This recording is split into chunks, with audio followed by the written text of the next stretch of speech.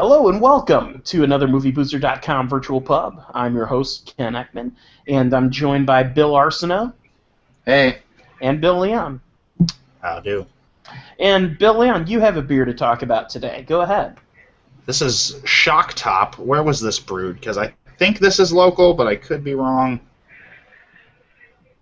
St. Louis, Missouri. I am totally wrong. That's so local to Delaware. Oh, yeah. This is Belgian white, and I know my camera sucks, so you're not really going to be able to see the picture. Oh, you kind of can. It's like an orange slice with a mohawk and some sunglasses. I've actually had Shock Top before. I like it. It's very good. This is Belgian white. It has a picture of an orange slice on it, so I can only assume it has some kind of orange taste to it. Is there any description on the label? No, your beers usually have like a nice little anecdote written on them. This is bare bones. It just has the Surgeon General warning. Well, that's something. Well, St. Louis is beer town. It is the beer town of beer towns, and I don't say that just because Budweiser is there, or Busch rather, Anheuser-Busch. I shouldn't just say Budweiser. Anheuser-Busch is there. I will say it because St. Louis is probably the biggest major city with absolutely no open container laws whatsoever. It says this on the front: Belgian-style wheat ale brewed with citrus peels and coriander. Am I pronouncing that right? Coriander? Yeah, that sounds about right. Okay. I don't. Yeah. Actually, you know what? I should ask. Oh, I'm wrong. No, there is something written on it. Oh, okay. All right, cool. Pour down side of glass until half-inch is left in bottle. Swirl and pour remaining brew to properly blend spices and release the aroma and flavor. Enjoy. Yeah, that's not the same, but all right. And I take it you're drinking straight from the bottle? Oh, yeah. Good on you. Hey, Bill, if I'm not mistaken, New Orleans, does New Orleans have open container laws for liquor? I don't know. I don't really drink down here, so I can't. Right. All I know is I see people drinking all the time on the street. We have drive-by daiquiri places where you just drive through. I mean, not drive. What? Yeah, we have drive-through daiquiri shops all over the region. That's so illegal. No, it's not, because the trick is as long as you don't put the straw in while you're driving, then it's still okay. I remember the first time I saw a drive-through liquor store. The first thought in my mind was, that's awesome. My second thought in my mind was, wow, you are encouraging us way too much to drink and drive. And the third thought is probably, do I need liquor that fast? The worst part is the first place I ever saw him was actually the Outer Banks of North Carolina.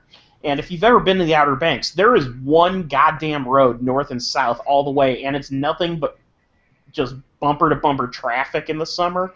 You're going nowhere. So you may as well crack a brew. Yeah. You probably sober up before you make it to your destination. So anyway, with that said, we're also here to talk movies. And a lot of new releases came out this weekend, the last weekend of September. And coming up next weekend, some interesting films that we'll get into a little bit later. First of all, though, I wanted to ask, did we all see any movies this weekend? I saw a couple. I didn't. Okay.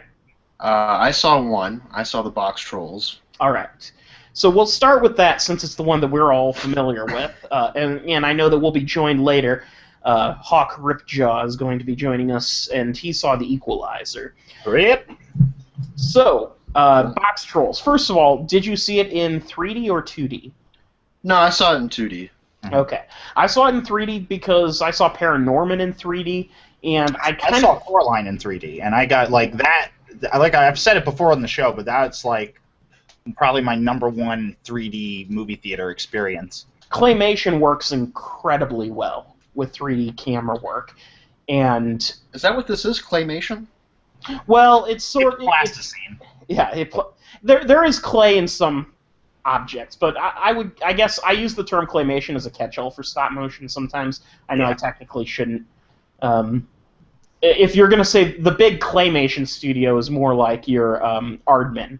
Aardman also uses plasticine. That's true. Well, either way, point being, it takes a long goddamn time to make these. They said that it takes it takes like 4 days to shoot an entire minute-long scene, something like that.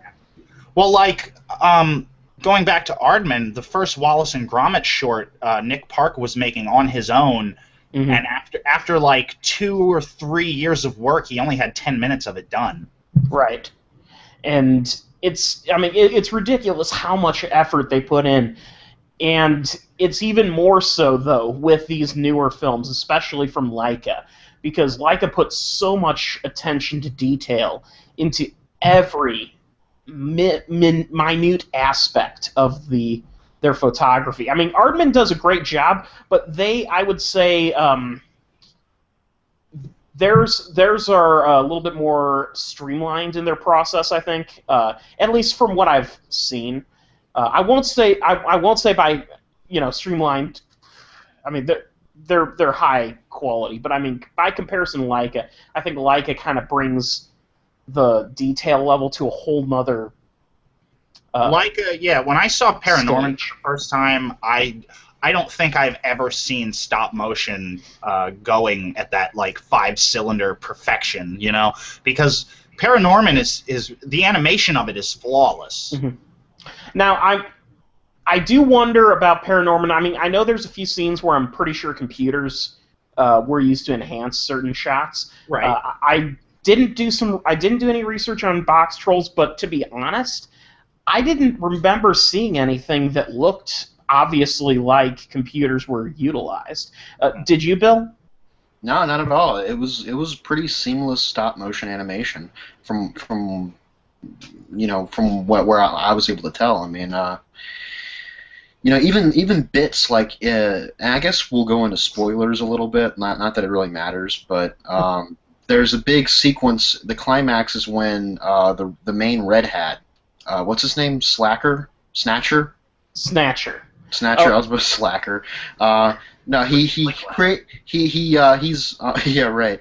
The box trolls are forced to make this giant robotic thing for him, and it's like big armor, and he can run around destroying shit. Kind of imagine the spider robot from Wild Wild West. It's a lot like that, only it's like a person. It's got 2 arms, 2 legs. And anyways, the scene requires so much detail, so much planning out ahead, of how you're going to move the camera, like frame by frame, back and forth, and to the side, and all around, and motion. I mean, moving the camera in a motion capture is such a challenging thing to do. I mean, it's not like you can. It's not like with live action where you can just use a crane and you have to go each step a little bit different in when your angle is, and yeah, I was impressed. It's tedious. It's a really tedious process. I've actually tried to film stop motion unsuccessfully because it does take so fucking long and so much commitment. Did I ever tell you about the stop motion animation I made when I was a kid? Oh, no. I never did? Okay. It wasn't claymation or action figures or anything. It was like in the vein of South Park. That kind of stop motion. Like I just cut out. That's still technically stop motion, so. Okay, and it was called The Blair Witch Meets Garth Brooks. Basically, all it is, there's no credits, or maybe there was an opening credit, but I don't think there was an end credit. It's just Garth Brooks playing his guitar, and then the Blair Witch shows up and eats him. It's like It's like 8 or 9 seconds long. Yeah, but I'll bet it took you hours to do. No, actually, it took me like 30 minutes to do. It wasn't that very good stop motion. I basically hit pause, record, pause, record, pause, record, pause, record. That's how a lot of people start out though doing it. Yeah. I did stop motion once when I was in college. I saw this video online of someone doing a. Have you ever seen a video of butt racing? Nope. This is where you get a bunch of your friends to sit on the floor and you take a picture of them sitting on the floor. Then you take another picture with them, like they scooch forward a little bit. You take a picture, scooch forward a little bit. I get the concept. I've never heard of this. I remember those hopping things, where people's legs are off the ground. Yeah, like in the Mr. Show Beetle Me Up sketch or whatever that is. Yeah, very much like that. And so it essentially went in stop motion, makes it look like they're sliding on their butts. and I tried to mimic that. Like, I got a couple friends to start doing that. I think they got about halfway down the hall and they were like, you know what, we're done with this. You have to commit to something like that if you're going to do anything. So it's like 3 seconds long, and it's kind of funny to look at, but it's so lame compared to what everyone else does. And that's the thing. If you can commit to stop motion, I have no. Regardless of the quality of the product you're putting out, I am not criticizing the artisan work that goes into it. Now, we should probably go into the story of the Box Trolls a little bit. Okay. The Box Trolls story is very interesting. It basically opens up with a child disappearing, seemingly taken away by these trolls in the middle of the night, and you hear a lot of panic and a lot of fear amongst the townsfolk. And basically, this man named Archibald Snatcher, voiced by Ben Kingsley, by the way, who's the town pest exterminator, vows that he will exterminate the Box Trolls once and for all, in exchange for getting a white hat. Now, this is a theme that pervades it's throughout the film. Is the concept of the white hat versus the red hats. Yeah, it's like a hierarchy type thing. It Hold means what? This sounds like The Sneetches by Dr. Seuss.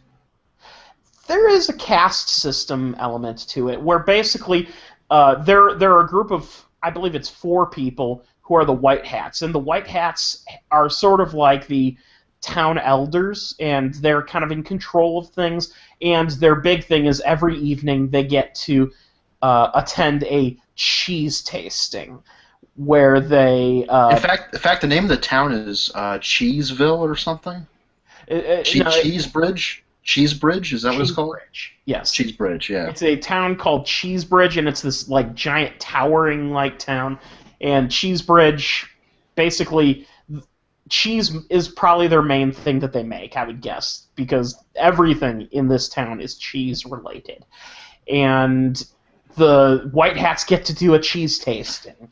That's their big thing that they do, and they very pompously talk about all the delicate notes they taste in each slice and things like that. Anyway, so Archibald Snatcher, the town exterminator, aspires to be, is his life stream to be a white hat and to get the opportunity to attend the cheese tasting. And so he actually, we're going to go into a little bit of spoilers from this point forward. He basically concocts a scheme to blame this child's disappearance on the Box Trolls, when in reality it was really him who orchestrated the child's disappearance. Like what happened was basically he was trying to get the kid's father to help him in his scheme to make this big machine that will destroy the Box Trolls, because he was going to use the Box Trolls as scapegoats for the town's problems. And the guy said, no, the Box Trolls aren't bad guys. They're actually pretty cool. And so he beat him up, and what did he do? He kidnapped him, right? Basically. Right. Exactly. And that so basically the story takes place. It commences about 10 years in the future, where the Snatcher has gotten rid of the vast majority of the Box Trolls. He's taken them, and he's forcing them to... The Box Trolls, I guess, are like really mechanically inclined. So he's forcing them to work on his steampunk-esque kind of machine.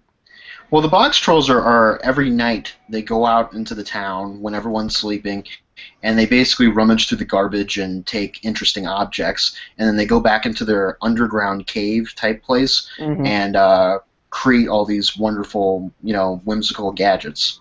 So yeah, they're mechanically inclined. Right. They're sort of their big thing, and this is what really fascinated me about it, is the box trolls are just the most harmless infestation you could possibly have. They take your garbage away, they find some use for it, and they don't hurt anyone intentionally. And so, I mean, they don't get into your house. They just stick to the streets mostly. Yeah, pretty much. And they name each other after the boxes they wear. Like, for example, one box troll has a box with a fish label on it, so he's called Fish. And another one has another box that has, like, Oil can. Some of the oil cans, so they call them oil can or oil or whatever. And then the main character, the boy who was kidnapped, or not kidnapped, but taken away, who's now a 10-year-old boy, is called Eggs, because the box that he wears is an eggs box. Right. So the most amusing scene in this movie was when Fish was looking for eggs as a baby. He's like, eggs? And the other box trolls are like, oh, it's over there. Yeah, the box trolls don't have they don't speak English. They speak sort of a gibberish speak that is... Occasionally they'll mutter out one English word, like hide, something like that, yeah. But it's very, very rarely do they do that. Mostly, you know what, they're akin to the Jawas from Star Wars, where it's just... Houdini! Their language is just complete, just bullshit, but it's very endearing and cute, too. But you also understand exactly what they're saying, too. Well, right, they're very... and that's to credit the animators. They're very good at gesturing, and you know what they're saying simply by the way they're gesturing and the tone of their voice. Right. And that was a very cute opening scene where he's looking for eggs, and then he finds eggs, and he gives him like this teddy bear, and Eggs plays with it, rips off the head, does all this fun stuff.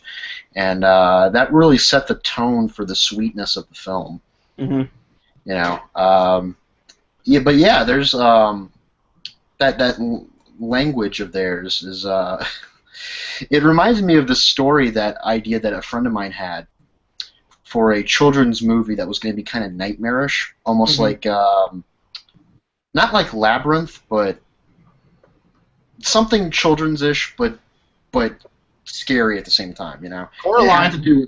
Yeah, kind of like Coraline. It was going to involve creatures that lived inside of a pumpkin, and they had their own weird language, but you never really understood what the hell they were saying, not through their body language or anything. They would just communicate, and there would be this guy who was like overseeing the pumpkin, almost like the evil person who wants to destroy them. That's as far as the story got. But I was kind of like, oh, I'd show that to my kid, I guess. At a script stage, yeah. Right. I mean, like, that sounds like something like... Do you guys remember that Simpsons episode where Homer tried pitching a script to Alec Baldwin? It had to do with, like, a time machine or something, and the script was only, like, 5 pages long or 15 pages long or something, and most of it was just drawings of the time machine, and the time machine was basically just a beach chair. Yeah. That's kind of the equivalent of this particular story, but it reminded me a little bit of that because the box trolls had their own language and it was a little hard to decipher, but you knew exactly what they were saying. Mm-hmm. And there was kind of a nightmarish edge to the movie, which we'll get into in a bit. Certainly, not like horribly nightmarish, but definitely to the point where I would say this is a film that you'll want to. If you're a parent, for instance, you'll want to make sure that your kid is able to watch 80s children's movies. Because if they watch modern children's movies, they may not be prepared for seeing something that's actually frightening. And that's the thing that I loved about the 80s. They could occasionally be scary. We're raising a generation of pussies. The 80s was a time when PG-13 children's movies existed, like Monster Squad. Like, okay, but I mean, even something like that, where the theme lends itself to horror. Yeah. Think about, like, those weird moments that we grew up with. Like, kids today couldn't handle Judge Doom with red eyes trying to kill Bob Hoskins. Like, that would be too intense for fucking kids today. Well, and that's the thing. Leica has never soft-pedaled their the kid elements in their films. They always have, they have cute characters that'll appeal to kids, but they don't talk down to them, and that's the thing that the Box Trolls does well. There are some characters in it who are creepy. There's some kind of grotesque moments. There's a character in it who dies in a very gruesome way. Oh my! I mean, let me put it this way: have you seen Monty Python's The Meaning of Life? Not all of it. Oh, do you remember Mr. Creosote though? Nope. Let me tell you about that. That movie opens up with a sketch about how this business building turns into a pirate ship or something. Oh, yeah. That's the short feature. That's a separate film. That's the Crimson Permanent Assurance. The Crimson Permanent Assurance. That threw me off, and I could not get with it. And I was, well, then the movie's not meant for you then. But I've watched but I've seen like now for something completely different, and I guess that's. Let me make a suggestion to you, Bill. The Crimson Permanent Assurance is a short film that is meant to accompany the feature, but if you don't have to watch it necessarily. You can just fast forward through it, but yeah. Well, see, but what we're getting at is there's a scene at the end of Monty Python's Meaning of Life where this big fat guy, this really huge fat guy, is what he is, walks into a restaurant and the waiter there is extremely polite to him and everything. And he proceeds to like vomit all over the place. It's one of the grossest things you've ever seen. That's pretty funny. Well, this is what happens. He walks into the restaurant, and the maitre d' says, "How are you doing?" He goes, "Better." And he says, "Oh, better, sir? You were sick? Better get a bucket for my throw-up." It's like he goes and gets the bucket, and it's funny. There's this bit where he's throwing up, where he throws up at the exact moment he puts the bucket down, and then John Cleese, he plays the maitre d', he moves the bucket a little closer, like, yeah. Oh, I didn't have it rightly placed.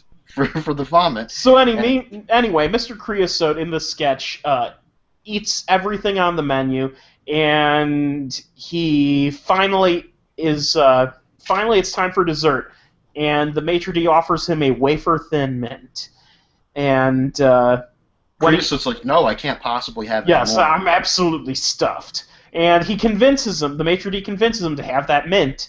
And he eats the mint, and then he puffs up like a friggin' balloon and explodes. And there's guts flying all over the place, and like it is probably the single grossest sketch comedy bit that I've ever seen.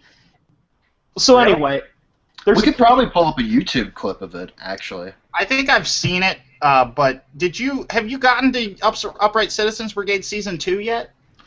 Yeah, I'm into it.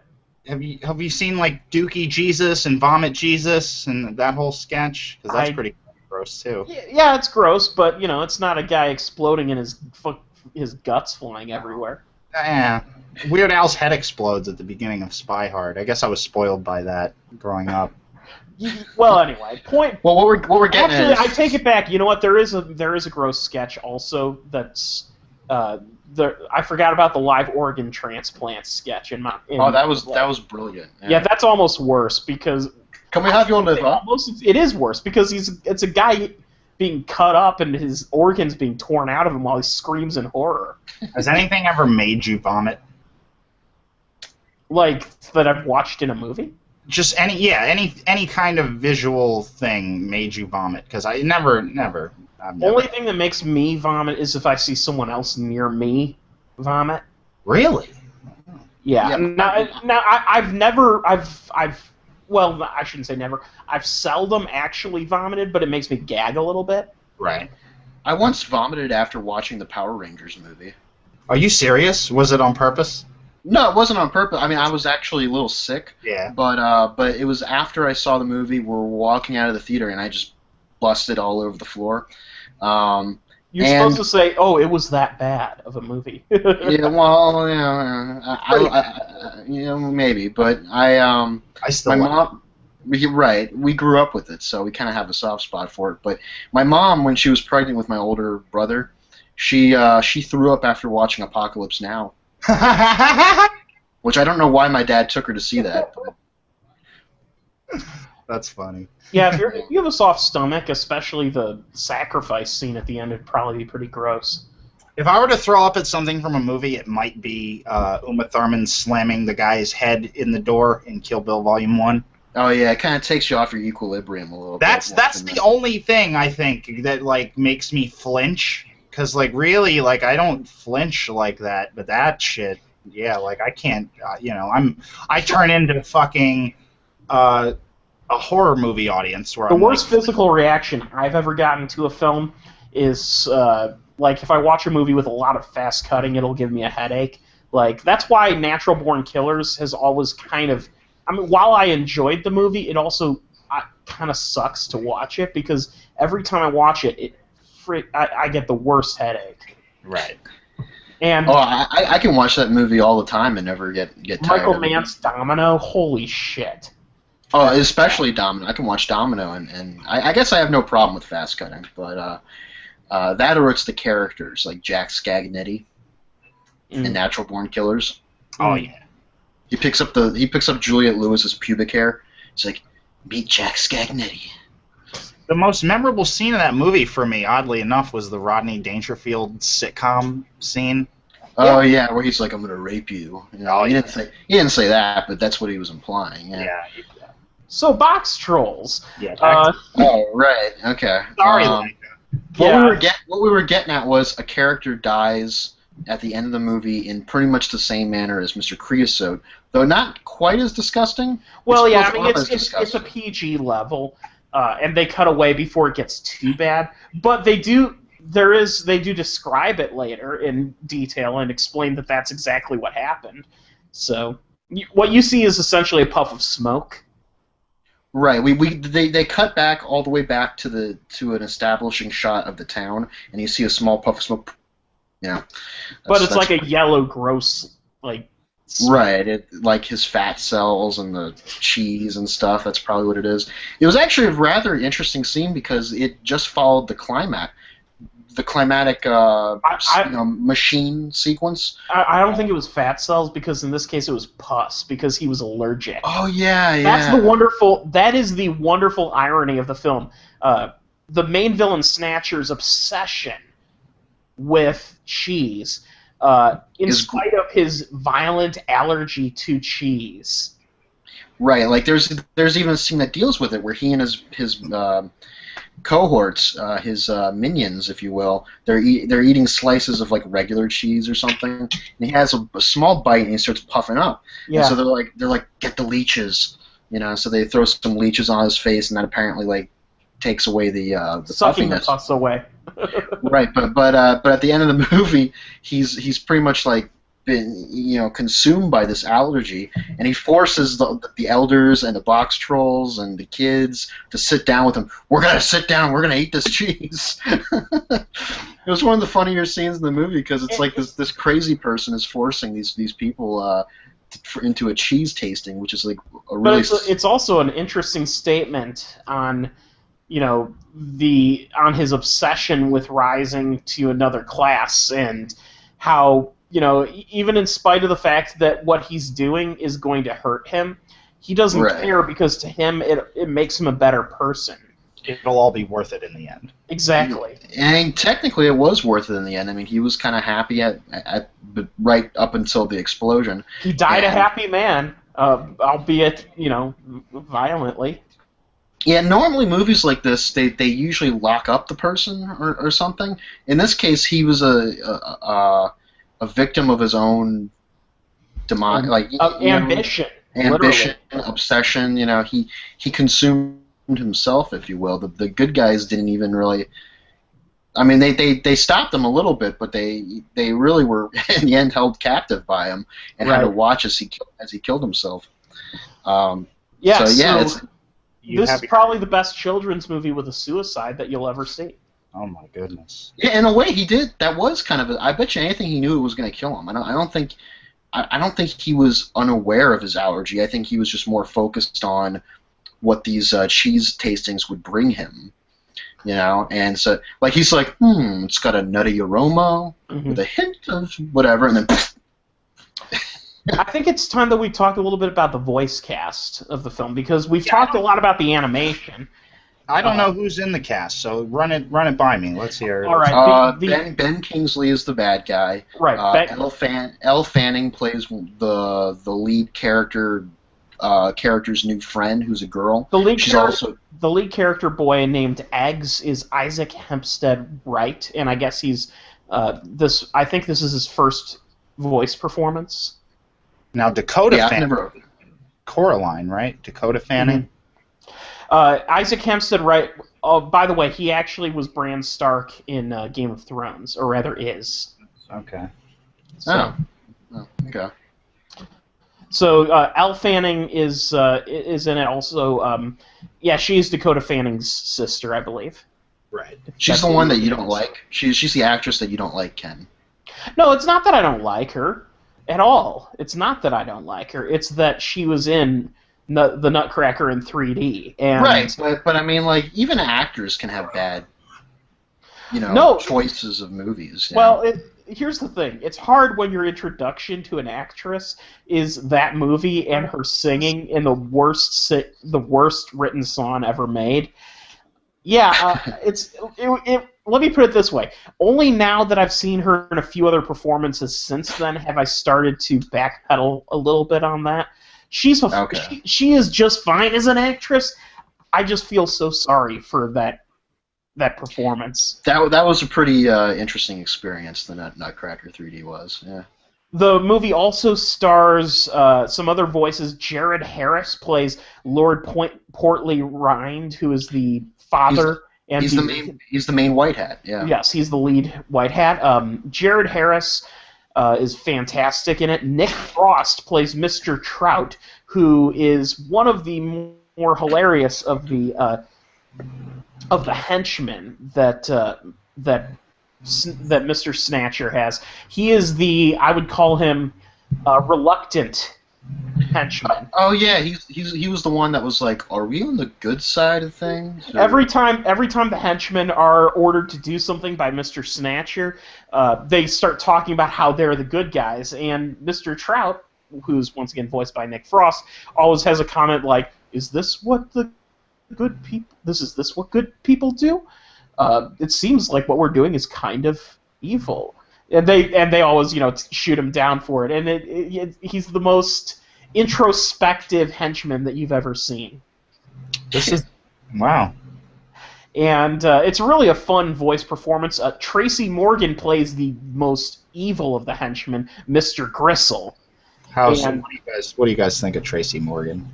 Normally he kind of gets on my nerves. In this film, he's fantastic.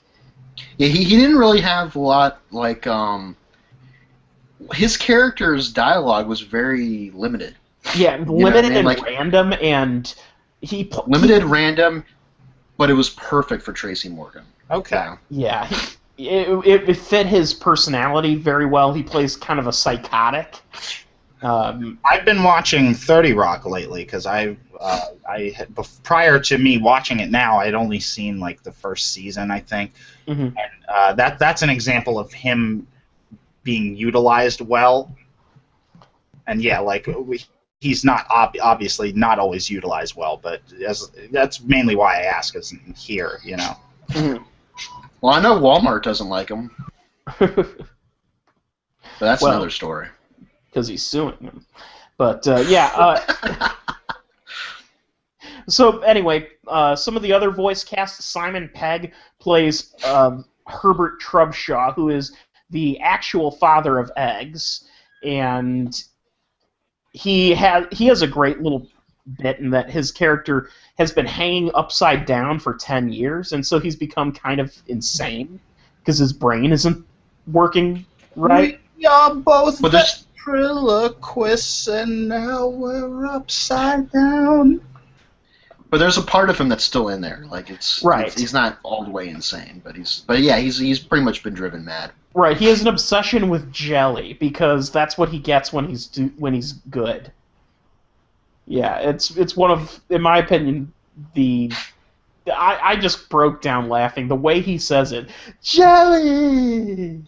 Yes, when I'm good, they give me jelly. And his son's like, what? What? Huh? What? He's like trying to figure it all out. Like this is the craziest situation ever. Yeah. Hmm.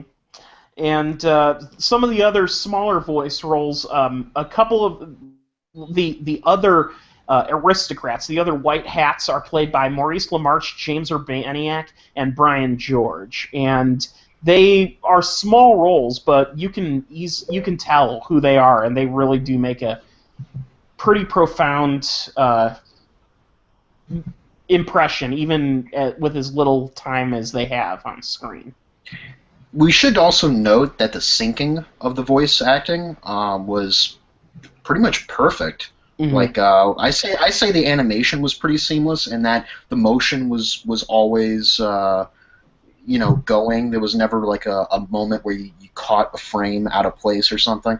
The word you're looking for is fluid, and yeah, fluid. Yes, the motion that's was what fluid. I noticed. That's what I noticed with Paranorman. I was just like, this is like, yeah, like they just kind of mastered this. Mm-hmm. Yeah, they figured it out. Yeah, basically. But the voice acting and the animation of the mouth movements were in such perfect sync that after a while I kind of stopped, paying attention to the fact that this was a cartoon. I just kind of fell into the story, and that's usually like the biggest compliment you can give a movie like this is when all the other technical pieces fit in so perfectly that you just fall into that world. Let me ask you, do you remember a character in the movie named Ed Vartis? No. Okay, the reason I'm asking is Tom Kenny played Ed Vartis, and I'm a big Tom Kenny fan. I didn't notice his voice anywhere, but the name sounds a little familiar, but it must have been a small role. Yeah. Yeah. I remember. I remember the drag queen Frou Frou. I think it was. Which was Ben Kingsley. Which was Ben Kingsley, right? Yeah. Yeah, that's another interesting bit in that the main villain character, Snatcher. Yeah, right. Snatcher poses as a woman in order to basically spread anti-box troll propaganda, which is just it's a ridiculous thing, but it works so well because the humor written around it is great. One of the best jokes in the movie for adults is like as soon as it's revealed officially once and for all to the entire village that Madame Frou Frou is Mr. Snatcher, it zooms in on Lord Portley, and he just looks at the camera and says, "I regret so many things." Lord Portley. Yes, Lord Portley Rind. I'm going to take a stab in the dark here and say Lord Portley is a fat guy. No. Not really. I mean, the term portly is usually... Yeah. Right, we get it, but he's like a... Yeah, I don't know. I think port versus... There is port wine cheese, so maybe it's something to do with that. Oh, okay. That would make sense, because everything in this movie is cheese-based. I'm getting flashbacks to The Corpse Bride, where all the characters are big, plump, round, characters that look like Puff's Kleenex commercials. Yeah. Oh, yeah. Certainly. I see where you're going, and I would agree that would have made sense. But no, he's normal size. Well, no, that's good because I had assumed they went like a real obvious route with that. I mean, that would have probably been an easy route, right? To just make the character funny looking, and and especially because he's a rich guy and he eats a lot of cheese, that would be kind of the. Hell, that's a running joke in the Wallace and Gromit cartoons is that Wallace is out of shape because he eats too much cheese. Mm-hmm. So, anyway, I loved the Box Trolls. I think it's honestly. While I have no doubt that the Lego Movie is probably going to dominate the Best Animation category in the Oscars simply because of populist approval. We'll see. Big Hero 6 is got a... That's true. We'll see about Big Hero 6. That's probably the next... I think the Box Trolls is a cut above because it's not only well-written and well-animated, but it's also so completely well formed in every way. The problem I had with the Lego Movie when I saw it the second time is the jokes didn't all hit as hard as they did the first time. Box Trolls doesn't have that feel to me. It feels like the kind of movie where there's more you're going to discover with each new viewing. Mm-hmm. Well, I mean, yeah, you get that with a lot of stop-motion movies because so much work goes in. Mm-hmm. And it takes me back to 2012 when Paranorman lost Best Animated Feature to Brave. Yeah, which I didn't mind Brave, but I've never been crazy about Brave. It's really odd to me. Like it's trying to strike this balance between what I consider movies that already kind of exist. Like they're trying to do this Sword of the Stone thing. They're trying to do this Brother Bear thing. It is a little bit messy, and it's probably one of Pixar's lesser films. But that said, I didn't mind it. You know, it's still honestly better than the vast majority of animated features that have come out. No, that's the thing. Is like, okay, in your opinion, it's better than all of the. It's better than Megamind. It's better than. I would rather watch Megamind than Brave. No. I would. Megamind. There's nothing wrong with Megamind. Megamind. No, here's the thing. I didn't mind Megamind. Yeah. But no, it's not. I mean, it's B level animated film making. I'll take Megamind over the Despicable Me movies. I actually will agree with you on that because I'm not a fan of the Despicable Me movies. So. Yeah. I don't hate them. I just want to put that out there. Like, I don't hate them, but I don't see what everyone else sees in them. Hmm. Yeah, I mean, that's as maybe. What about the Woody Allen Ants movie? I like Ants. I do like Ants a lot. Woody Allen's a big part of that because, like, I can only assume that they wrote the script knowing Woody Allen was in the role because his dialogue is so Woody Allen that, like, you can only it's fucking Woody Allen as an ant. Like, and that on that I like it. Yeah, like I like Ants. I admit I like A Bug's Life more. And Right, A Bug's Life but is yeah. Yeah, I mean it's not high level Pixar. Mm-hmm. It's basically the Magnificent Seven translated to bug form. Right. But Ants is so weird though. Like you got Woody Allen, Sylvester Stallone, Gene Hackman and Chris Walken. Right, like it's just got such weird casting. J-Lo. Yeah. J-Lo's in it, yeah. Yeah. Did you just say that like that's a plus, Bill? No, I'm just saying like that adds to the randomness of this cast. But the cast sort of works. Like, if there was a live-action movie where Woody Allen and Sylvester Stallone were best friends, I'd probably watch the shit out of that. There's that Fading Gigolo 2 segment in Bananas where Sylvester Stallone is a gang member and Woody Allen sort of tries to fight them. Yeah, if they made this movie now, not with the premise of Ants because that would be weird, but like if they made The Other Guys with Woody Allen and Sylvester Stallone, the other guys would be like top notch. Mm-hmm. Oh, you're talking about the Mark Wahlberg, Will Ferrell. Oh yeah. Okay. So now that we've covered Box Trolls, we're still waiting to see whether Hawk Ripjaw is going to show up and talk Equalizer because none of us saw that. If he doesn't show up, we'll just kind of speculate upon it. We'll give some dialogue about it. Yeah, I'll give you my speculation in advance. It looks like a genre action movie that probably has some action sequences which are well shot. And well, it's another Antoine Fuqua, right? Right, which, in my opinion, the only good movie he's ever made is Training Day, and after that he's made a bunch of mediocre action films. Training Day, but Training Day benefits from just having those eccentric as fuck moments. Mm-hmm. And yeah, those are the best parts of that fucking movie because, like, I love Training Day. That's the only good movie in my opinion. Tears of the Sun was watchable.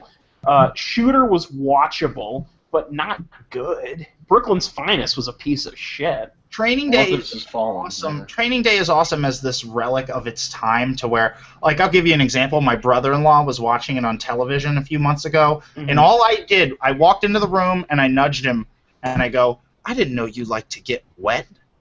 And he just, we fucking had a laugh about it because that's all you need to say, like, because. Well, what if you walked up to him and said, "You get your shit pushed in, bro"? You know what my favorite thing about Training Day was when I first saw it back in the day? It was the first time I ever saw a trailer that audibly censored the film's a line from the movie. In the trailer, it was he was talking about King Kong ain't got nothing on me. Ain't got nothing on me. If you listen to that trailer, he says ain't got nothing. It's so clearly looped in. And so I thought that's what the line was. And when back in 2001 when it came out, I thought, hey, that's kind of cool sounding. And then I saw the movie, and he says, the full line, King Kong ain't got shit on me. And I was like, wow, the trailer lied to us. That was one of my earlier moments where I realized that the trailers were, in fact, designed to do that. So anyway, there's a little bit of trivia for you. We'll talk Equalizer more if Hawk Ripjaw shows up. But do you want to talk Left Behind expectations? I actually have one more movie I'd like to discuss from the weekend. Since I'm the only one who saw it, I'll make it quick. The Skeleton Twins. Okay. Directed by Craig Johnson, and I believe it's his first film as a director. The Skeleton Twins stars Bill Hader and Kristen Wiig, and they play a twin brother and sister who are Halloween skeletons that. Well, no, they basically shortly after the suicide of their father when they were in high school, they went their separate ways, and for 10 years they didn't talk with each other. Fast forward to 10 years into the future. And both of them are suicidally depressed. The movie opens up with Bill Hader's character going about his day, messing with a few things in his room. He's clearly making plans. He starts blasting some 80s music, lies down in a bathtub, and you see red just start pouring through. So clearly he's cut his wrists. And then a phone starts ringing, and you're on the other side of the country. You're in Kristen Wiig's bathroom, and she's standing there at the bathtub holding an entire fistful of sleeping pills. The phone rings right as she's about to kill herself, and she answers the phone and is told that her brother just tried to kill himself. He's okay, but he's in the hospital. So, sort of, a fortuitous twins kind of moment where they're both pretty much in the same place mentally. So anyway, she comes to visit him. She flies across country to visit him in the hospital, and is his only visitor. He's a struggling actor. He's also gay, and he's basically trying to, he's trying to reason his way out of the suicide thing, and he's insistent that it was a mistake, I shouldn't have done it, and she insists that he comes back home and stays with her and her husband, who is played by Luke Wilson.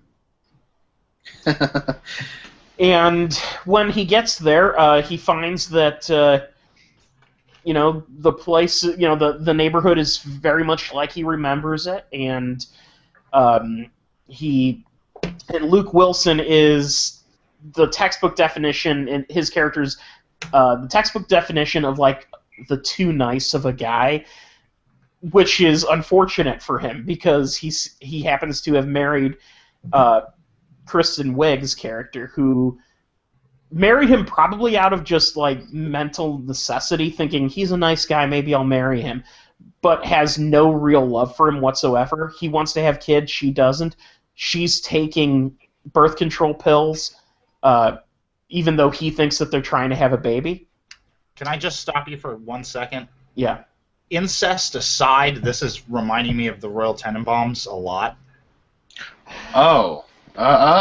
Okay. Well, Royal Tenen. Yeah, I guess. Well, I'm not saying they ripped it off or anything. I'm just saying this is. She is adopted. So. Yeah, she's adopted, so it's not technically. It's not Woody Allen level incest, is what it is. Right. It's where it's like legally possibly, but it's not really. You know, so it's you can. It's debatable. It's very, very debatable. Right. Yeah.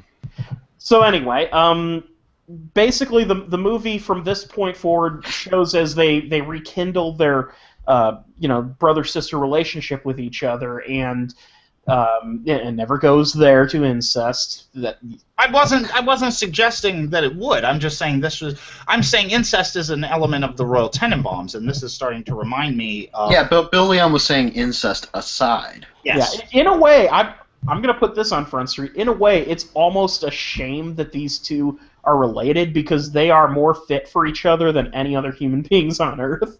Right. Yeah, but they never go there. So it's still just a friend, brother sister love. So anyway, point being, brother sister love. So Bill Hader has his own problems in that he's rekindling a relationship now that he's back in town with a high school teacher who banged him when he was in high school. Nice. Nice. And that's all we got to say about that. That's not so nice considering that was a reference to South Park for the record. Right. Yeah, yeah. So anyway, it's a story that explores though the sort of the mentality of and the relationship between a twin brother and sister, and their the way they know each other, so closely, and how it's hard once you've had that kind of close relationship, and leave it for so long. It's hard to know what you've missed, and how knowing someone else who actually knows how you think, and how they're failing in other relationships, and just the kind of fucked up nature of that. And it's really ultimately it's a film about sibling love, and it's really well made. Sibling love. Yeah. You keep wanting to go there, but it's not there. I don't want to go there. I'm just bringing it back up because that's what we were talking about a second ago. It's not about motherly or otherly love. Well, did you guys ever hear about? Yeah, I know. Did you guys ever hear about that? Is it Nick Cassavetes or I don't know? One of the Cassavetes kids made a movie about about incest. Nick Cassavetes is. It may have been Nick Cassavetes. I'm not exactly sure which one. But when interviewed about it, he was like, "What's wrong with it? It's love." Whoa! I was like, "Yeah, there's something wrong with it, bro." This is a big issue I have with the movie Great Balls of Fire. If you've ever seen it. That the movie Great Balls of Fire kind of sort of romanticizes this relationship between the late 20s Jerry Lewis and his 16-ish-year-old cousin. Which it happened in real life. He married his cousin, who was a teenager. I don't remember exactly how old she was. But the movie Great Balls of Fire, it portrays them as this couple that you should be rooting for, and it's fucked up. You're watching it no, sorry, movie, it's wrong. As Family Guy would say, wrong. It's wrong. I've had people try to debate me on this issue, but no, watch the movie. It totally paints them in a positive light. Winona Ryder and Dennis Quaid. Dennis Quaid plays Jerry Lee Lewis. They're portrayed as sympathetic characters throughout, to the end. But Bill, Bill, the heart wants what it wants. I'm surprised that Great Balls of Fire wasn't made by Roman Polanski. Let's just put it that way. Oh, okay, all right. We're getting into some pretty heavy territory here. Yeah. Wow. Hey Winona, you want some Quaaludes?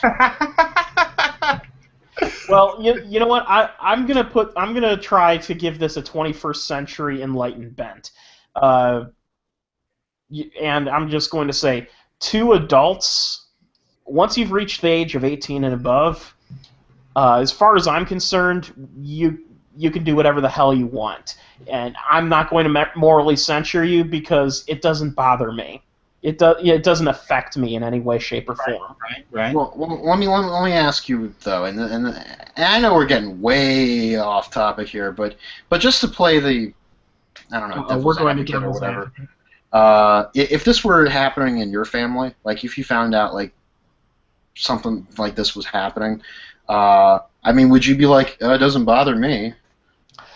It would probably be something that would be hard to swallow. Oh, Jesus. I don't mean like that. I mean, but it would be hard to. It would be hard to digest, right? I mean, it'd be a little. Okay, all right, fine. It'd be a little bothersome. How hard about that? to accept. Hard to accept. And that also could be taken the other way. So, point being, yes, it would be weird, but at the same time, you know what? I'm going to quote George Thorogood. That don't befront me none, as long as I get my rent paid on Friday. All right, there you go. Get your rent paid. And that's what everybody should be worrying about, getting their rent paid. Yeah, I mean, you're right. It would be weird, and I would probably take a while to actually, yes, I'm going to use the word digest, that kind of thing.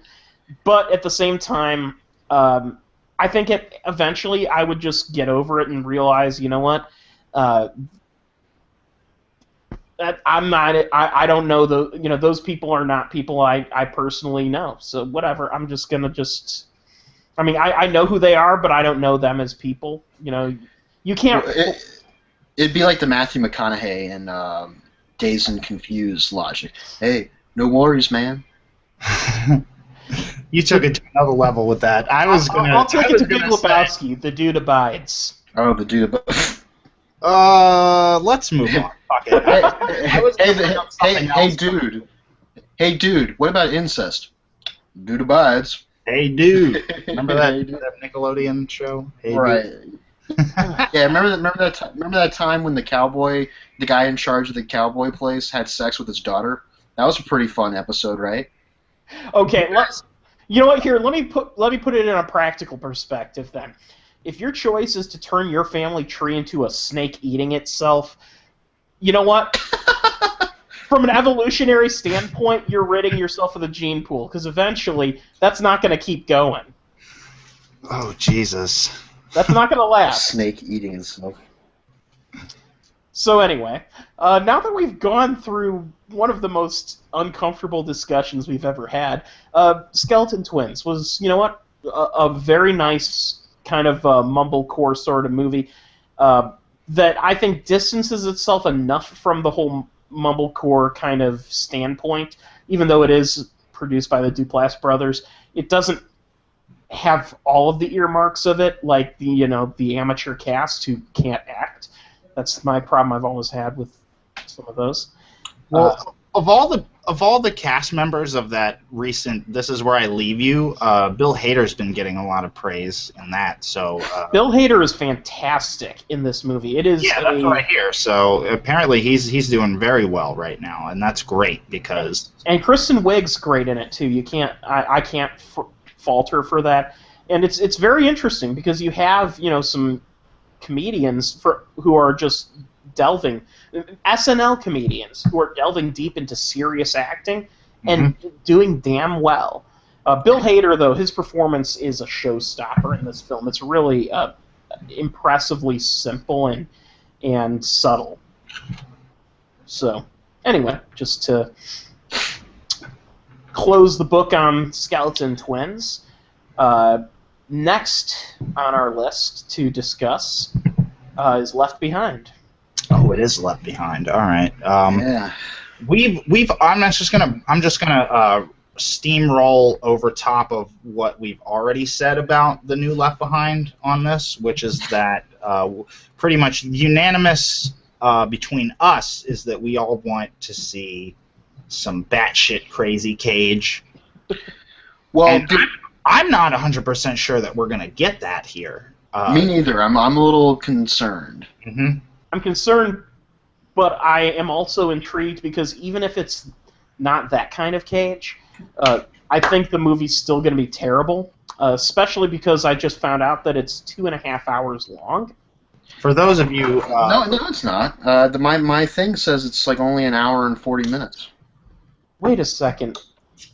You know what? I just checked.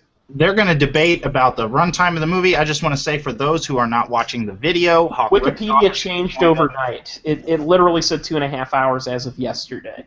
Yeah. So, What is this? whoever edited that, fuck you. And We're getting into our Left Behind expectations, Hawk. Okay. Right. Did you guys hear that in the marketing for this movie, Satan was quoted as a critic? What? Did he like Yeah. it? I don't think so. I didn't read it. I was just like, they used... The worst of the year! I thought you were making like a stupid joke. No, I'm being totally serious. Satan... This movie makes people not like me. Not as good as Wolf of Wall Street. Satan. Yeah, let me send you guys the BuzzFeed article. Satan says the book was better. The book was better. I preferred Rosemary's Baby. Hawk Ripjaw has just joined us. For those who are not watching the video feed of this conversation, there I found it out. So yeah, The quote is, "Please do not bring unbelievers to this movie, Satan." Unbelievers, oh my God, because it's a risk for his it's a risk for his wallet, because we'll all, even the atheists, will go and we'll be converted. Nicolas Cage makes me believe in Satan. Assuming that I'm outing everyone here as an atheist, and if I did, I apologize. I'm How not do you going to out call somebody it as an atheist? Are there like closet atheists around that are ashamed of the fact that they don't believe in Jesus? I'm an open but ashamed atheist. I've always said agnostic simply because the unknowable is unknowable. So now you guys know that I've come at that guy Joshua Feuerstein on Facebook. The guy he's this guy on Facebook and Twitter, and he calls himself a social media evangelist or televangelist or whatever. And he's an idiot. Like, he just comes in and he's like, atheists are wrong because God exists in your heart, and you need to believe in your heart. So atheists are wrong. That doesn't make any sense. Well, I mean, I know I just made a joke there, but that's kind of the gist of What he's saying, yeah. He's had a lot of videos lately go viral where he's just kind of badgering at atheists and wagging his finger. But they're all based on lies, and they're all just, up his ass, self-righteous bullshit. I would call myself a Carl Saganist. Hey, there you go. Yeah. Well, let me put it this way. I've heard so many arguments for one way or the other, and the reason I consider myself agnostic is I still, to this day, have yet to hear an atheist tell me anything that convinces me that they know exactly that there is no possibility of anything besides what is already out there. And I don't have a... To me, it's humanity is the pursuit of knowledge, and I think you have to keep your mind open to things and not close them to things. While at the same time, I also know that those who claim to know what God is thinking or that there is a God are people who are equally incorrect. I'm going to work this into a plug, right? Okay. Right. Ken and I have this podcast about the band Kiss, and we talk a lot about how Kiss are whores. And this is going to be an interesting way to weave this into religion. Christianity is the Kiss of religions. Okay. So why the fuck do I care? Yeah, like... Wait, Bill.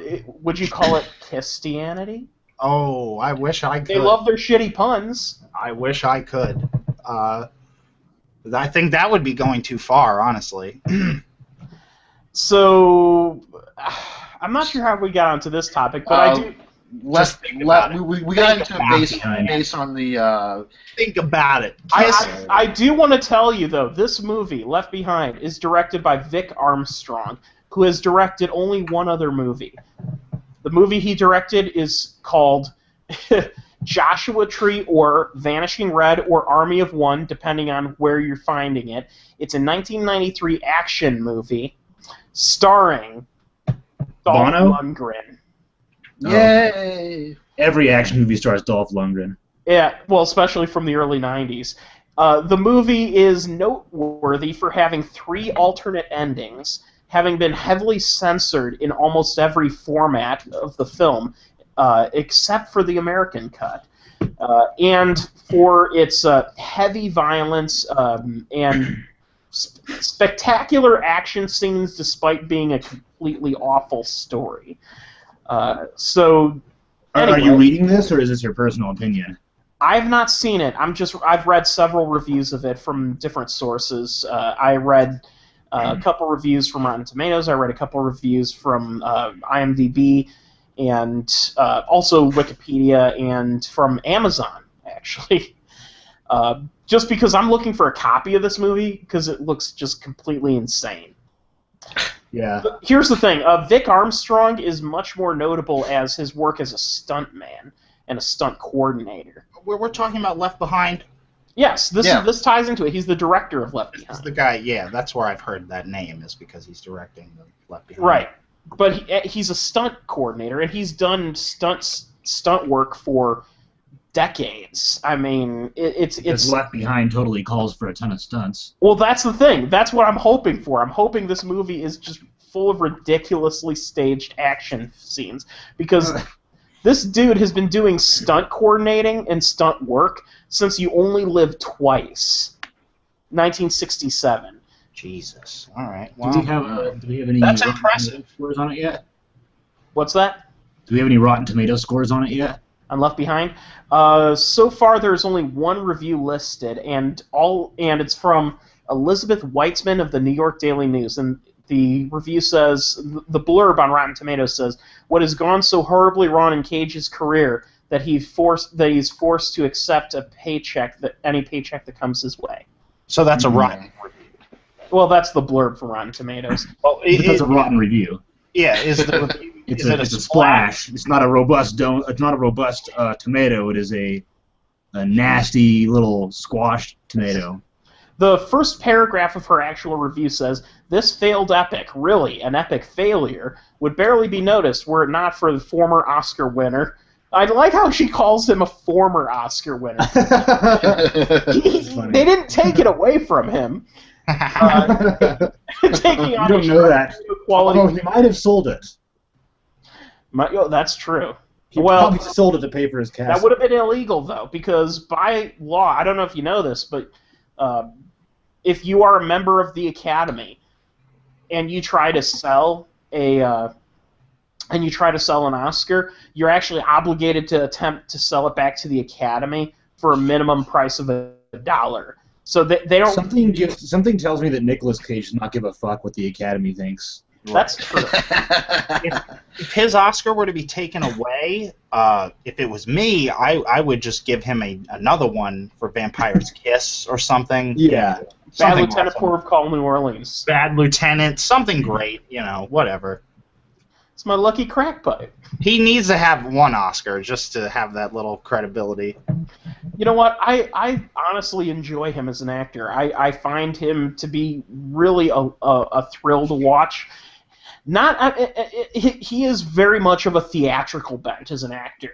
He's not from your classical standing of like a Shakespearean, but he's also not from the category of a method actor. He really, the way he gets into character is kind of different from both of those. So he really does have his own unique thing going for him, and I find it fascinating. Oh, I love him. I love Nicolas Cage. I just think that he's surrounded by total shit when he is in a movie. Like I talked about last week, Rage.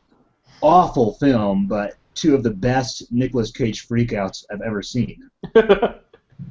Yeah, I'll dive in and I'll mark the two places where it is so you can just see those two spots. Other than that, the movie's terrible, but you have to watch those two freakouts. That's the only thing that's worth it in that movie. But yes, I agree with you. Nicolas Cage is, he's amazing. If there's anything about this new Left Behind that's going to jump out and grab you, it's going to be Nicolas Cage. Because, I mean, honestly, when Nicolas Cage isn't on screen, I have a feeling I'm just going to be begging for Nicolas Cage to come back on screen. I really hope that he doesn't just turn out a performance of a bored pilot stuck in the Rapture. You know, like, yeah, we have to get to San Francisco. What? Passengers are missing? Well, this is weird. It could easily go that way, but it occurs to me, if you are stuck in the middle of the friggin' apocalypse, I mean, wouldn't that be the perfect time for your character to just explode? And I know you guys want answers, and believe me, I do too. I'm going to see this. I'm going to see this tomorrow night, and what's funny about it is my editors at this local magazine that I write for, that I'm reviewing the movie for. Would that be Dig Baton Rouge? Yes, Dig Baton Rouge. They asked me to do something more for the article, so I said, well, how about I try to get an interview with someone from the movie? So I contacted the people behind Left Behind. They haven't gotten back with me, but I was like, yeah, if you guys could, you know, I write for these people here. I'd love to interview someone associated with the movie, maybe Nicolas Cage, if you can swing that, you know. So I don't know. Well, you should. I know. I understand. Throw it out there because you might. Who knows? But it's a stretch. So what you should do is you should get the interview going, and then when it's finally printed and everything, you have to. Nicolas Cage is a free spirit, man. There's no way that company like has his contact anymore.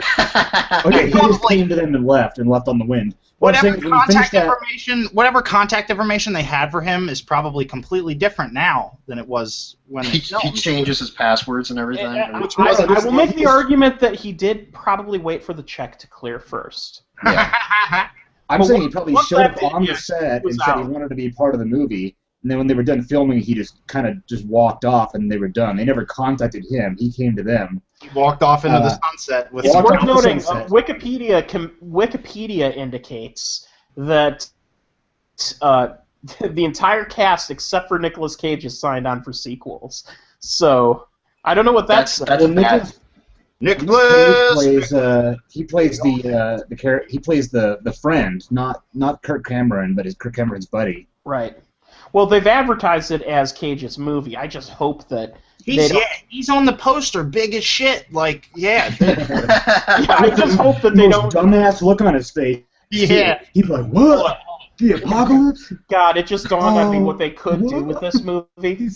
They could still focus on the Kirk Cameron character and make Nicolas Cage a second fiddle in his own. Oh, don't do that. No, that would be horrible. This is going to be a more faithful adaptation of the original Left Behind than you guys realize, because the pilot character was not a huge element of the Left Behind series. Because even in the second and third, he's in them, but he doesn't do much.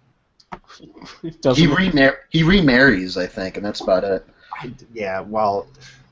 Yeah, that whole we watched. For those who don't know, we watched the 3 straight-to-video Left Behind movies a while ago, months ago, and we were all kind of getting fucked up watching them. So the second and third movies are more of a blur than the first one is. The third movie is still kind of awesome in its own right.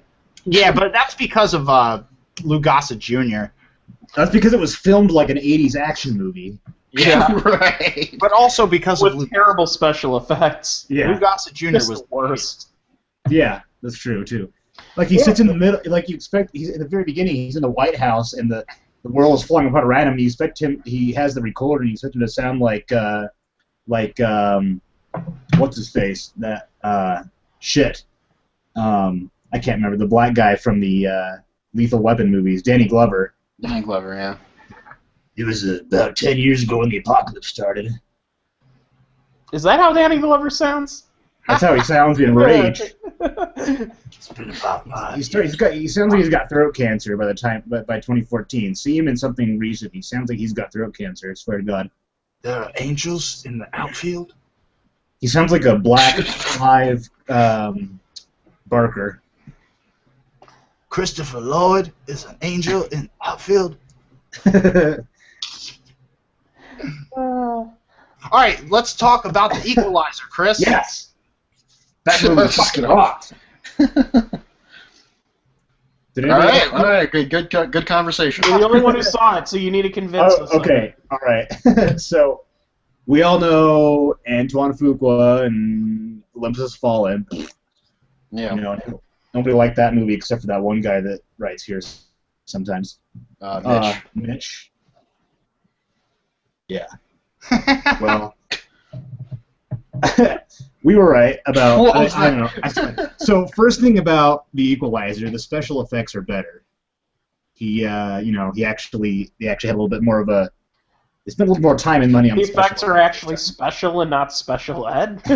Yes.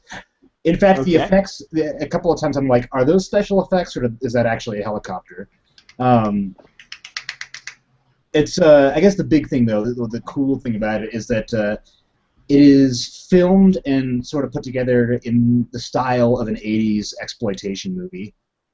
It is extremely violent, and there are some things that happen that probably shouldn't happen in real life, but they do in this movie.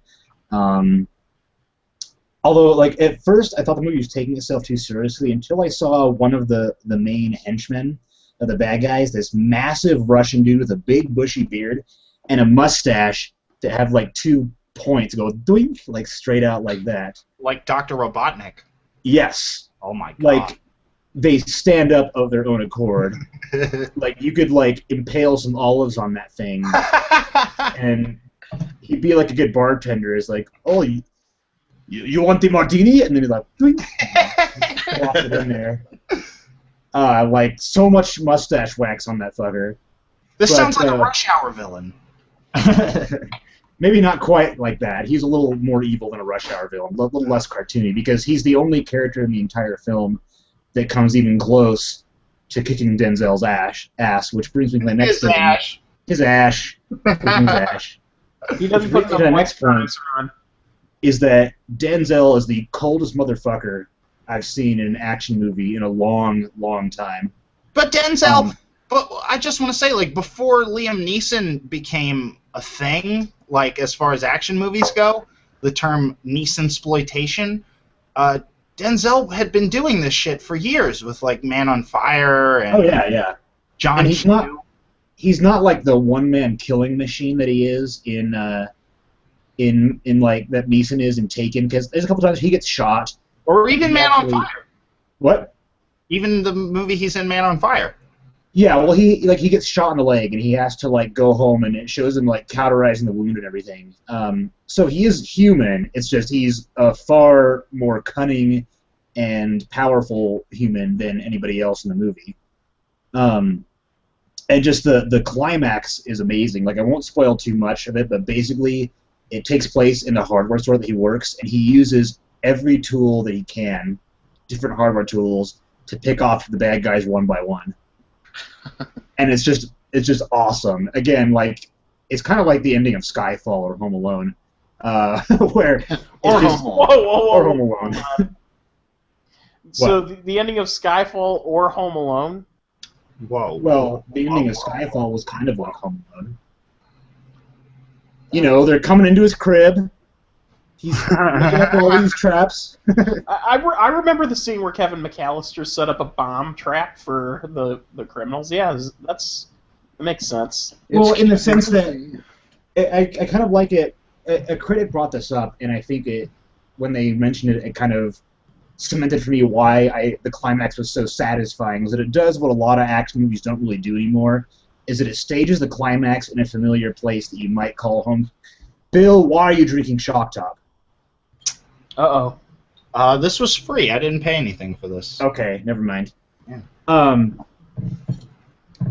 take it you don't like Shock Top? What?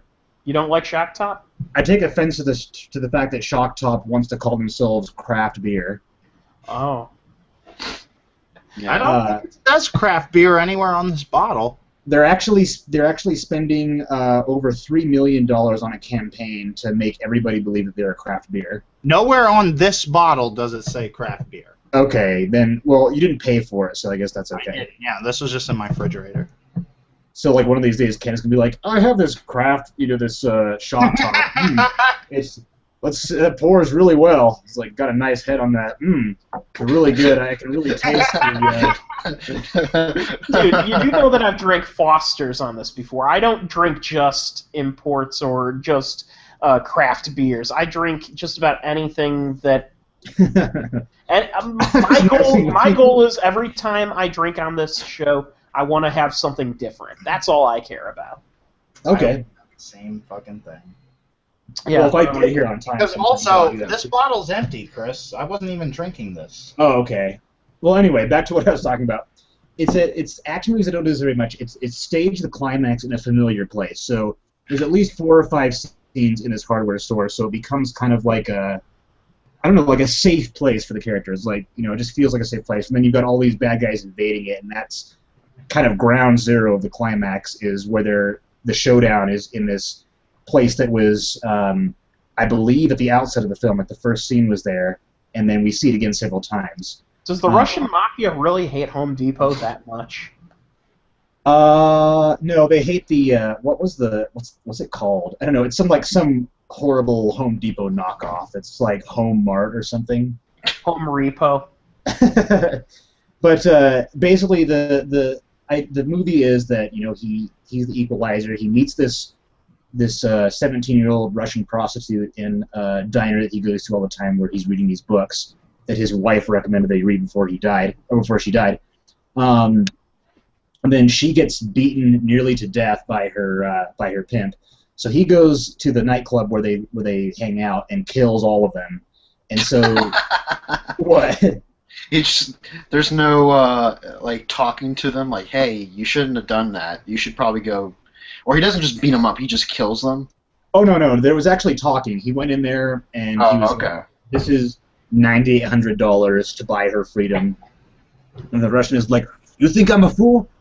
I get more than that in 1 month." And they all kind of. It was actually a really intense scene. Like they're all staring at each other and kind of like, you know. And then eventually he like is about to walk out the door, and then one of them says something about Denzel again, like makes a dig at him. So he turns around, he clicks his watch, he looks at everybody, and goes into this Sherlock Holmes style, where it zooms in on stuff, and he was like analyzing things and putting together the whole room. He's like, it's like 16 seconds, and then he like goes around, and he does everything that he thought he was gonna do. Like he saw the shot glass, so he stabs it in somebody's eye. He saw a corkscrew and drives it up through a guy's chin, and then kills everybody in the room. Then he clicks his watch again. He's like, 19 seconds, and he's like, not bad. I have a stupid question. Okay. What is he equalizing? What is he equalizing? The playing field, yes. Yeah. Okay. All right. To be honest, I don't really know. Actually, they cut the movie kind of. I haven't seen the '80s television show that this is based on. Yeah, this is. Well, me and Ken before we were trying to figure out if this was based on the TV show or not. And right. Yeah. I saw that it was, and you know, since that conversation, and my understanding of the show was that his character would right wrongs. That was like kind of the whole thing. Literally, the only thing I know about the show is that Rob Reiner's character in Wolf of Wall Street loved it, and they show like a snippet of it, and Steve Buscemi has like glasses and looks like yeah. Well, he would the Equalizer in the TV show would put out an ad in the paper. It was like, I can't remember what it was. It was like need help out of options or something like that. And then people would call the number or, you know, send a letter to the location, and then the Equalizer would go to that location and help them. Mm-hmm. And they actually make a they reference what? This happened? This was a thing that happened? In the TV show, yes. Oh, I thought you meant they literally put a number out. No, that No. this is a true story. This was the hook of the TV show, is that every few episodes he would go help somebody else. Yeah, this was before viral marketing, Bill. Yes. So the end of this movie, they reference it, and he's responding to an ad on Craigslist.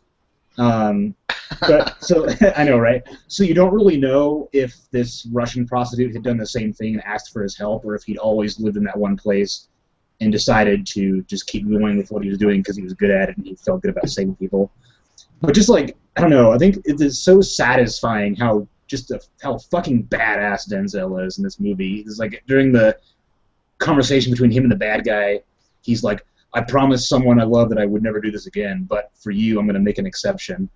And just like, it's kind of like that corny 80s stuff, but it's like really satisfying because it's not like The Expendables where it's winking at the audience the whole time.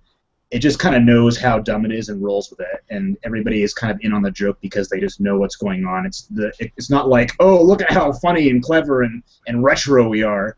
It's just that's just the way the movie is, and everybody just kind of accepts that.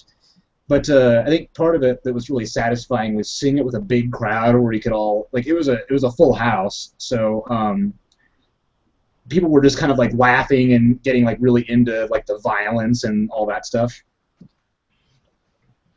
What are you doing, Bill? You laughing? You said Full House, and I was so tempted to start singing the Full House theme song lyrics. I'm a dickhead like that. And then I guess the biggest, I don't know, I think the biggest thing was that how it was very well directed, and coming off of Olympus Has Fallen, which was just like nearly everything about that movie, from the direction to the acting, was just total shit.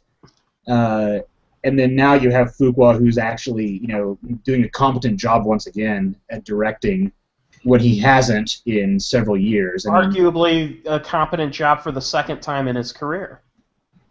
I would agree with that statement, yes, because his other movies include Brooklyn's Finest, King Arthur, Shooter. Whoa! That was Someone dropped their mic. No. Shooter was a pretty bad movie with extremely good marketing. Oh. Yeah, Shooter was we were talking about this earlier. As far as I'm concerned, Training Day is Antoine Fuqua's good movie. That's a movie that, like Home Alone, I'm like. What else did he do? Tears of the Sun? Which, Tears of the Sun is watchable, but I'm still not going to call it a good movie. No, it's kind of like that.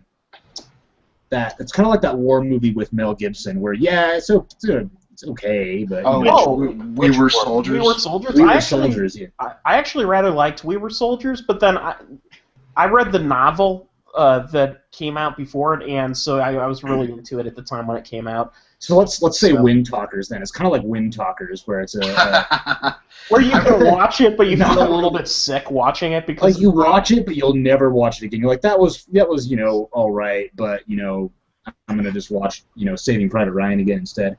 I hear a title like Wind Talkers, and I think of I Talk to the Wind by King Crimson, and already I'm ready to take a nap because it is a Nick Cage war movie directed by John Woo. So whatever that tells you. Actually, it's not nearly as awesome. Not nearly as awesome as that covers. The problem is it covers such a fascinating bit of history, that being the Navajo Code Talkers. It was a really cool. And does it so very poorly. Yeah, it makes the mistake that pretty much every movie like that does, in that it's about Navajo Code Talkers and it stars Nicolas Cage, who is not Navajo. Right. Adam Beach is his. Well, wouldn't it be? They do cast a Native American Adam Beach as his. Sort of the Native American main character, and he does a great job. Adam Beach is one of the best Native American actors. Wouldn't it have been great if Nicolas Cage tried playing a Native American? Like if they actually painted him up and everything. Oh, he probably asked to do that, and John Woo was like, "No, please don't." So what else do you guys want to know about Equalizer? How much? Honestly, I'm done talking about it. But. Well, no, I have a question, but it's because I listened to a review of it by doubletoasted.com, plug for them. How much of a superhero is Denzel as far as he keeps defying logic and possibility? Not so bad, actually. There was one part where I was like, okay, kind of a stretch, but realistically, he does get hurt, he does get shot, and he has to fix himself up before he can move on. He has to outsmart his enemies. Like the main villain, who is terrifying, by the way, Martin. I don't know how to pronounce his last name. Mull. What? Martin Mull. Who said that? Like, watch my show on Hollywood Squares. Martin Short. Well, if Martin Mull was the villain in this, I would have been there front and center to What see. if the main villain and it was Martin Short though, playing the most frightening character you've ever seen him play? I would have been there front and center to see this movie. It wouldn't have been a movie that I passed up the way I did. I loved you in Inner Space. Well, Inner Space. That's Maybe your it wasn't go-to praise for Martin Short? Cause, I was just throwing out one of the more mediocre films intentionally. oh man. So So I you guys love Inner realize Space. his I was first gonna name is say spelled M-A. Inner Space is an alright movie. It's strange, but it's not bad. So now that we've wasted 2 minutes making Martin jokes, his first name is spelled Marton. Oh shit, Martin. Marton. That's my bad. I didn't Martin actually Marton. know that until I looked it up. Marton, it's Csokas. Sokas? Sokas. Marton Sokas? Martin Mull. We'll go with that. So He's Martin a Mull New was really Zealander, scary Martin in this movie. Sokas. What? Martin Sokas is a New Zealander.